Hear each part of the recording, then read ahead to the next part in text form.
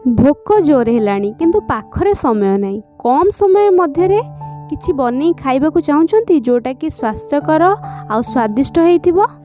जदि हाँ ताहले ए भिडियोटी को देखंतु आपणकर असुविधा दूर होइजिबो आ आपणकर पेट मध्य पूरी जिवो।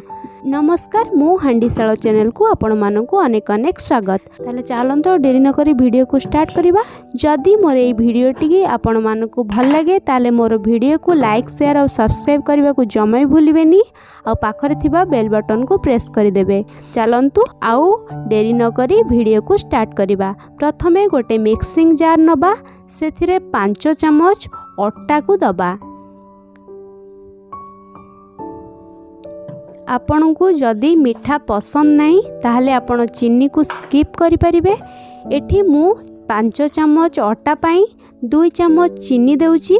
आपण को जदि मीठा पसंद नु आपण स्किप करि परिबे। तापरे एबे सेथिरे स्वाद अनुसार लूण को ऐड करिबा। आउ गोटे गुजराती को एमती भांगी की ऐड करि नबा। तापरे सेथिरे पानी अल्प दबा। आउ गोटे कदली को सेतिरे भांगी की ऐड करि नबा।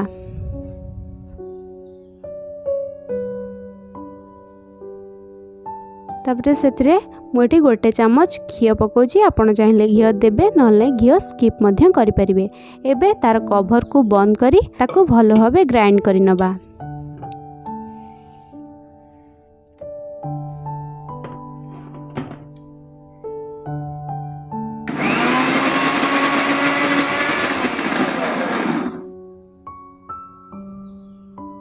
एडी देखंतु हमर अटा कदली भलो भाबे ग्राइंड हो गलानी।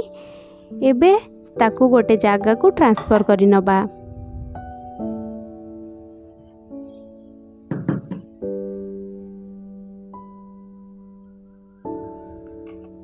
आपण मानकु मोर अनुरोध, जदि एपर्यंत मो चैनल को आपण माने सब्सक्राइब करनांती ताले सब्सक्राइब कर दियंतु। एडी देखंतु हमर बैटर भलो भाबे एठी रेडी हो गला। एबे ताकू साइड रे रखि नबा।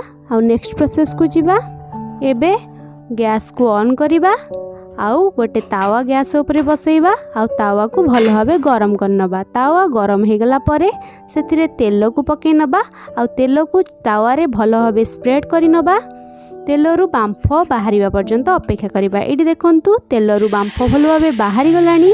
एबे सेथिरे बैटर को ऐड करिबा। तेल जे पर्यंत भलो भाबे न ततिची बैटर को जमा भी देबेनी, नहले हमर पिठा को उल्टेला बेले असुविधा हबो, पिठा भांगी जिबार चांस थाए। एडी देखंतु हमर गोटे पट साइड कुक हे गलानी। एबे ताकू आर पट साइड को उल्टे नबा। ए सब प्रोसेस आपण लो टू मीडियम रे करिवे। बेसी हाई फ्लेम करिवेनी नले पिठा जळी जिवो। एडी देखंतु केते सुंदर कलर आसी पिठा रे। एबे ताकू घोड़े नबा। आर पट साइड को टिके कुक हवा पई छाड़ी दबा।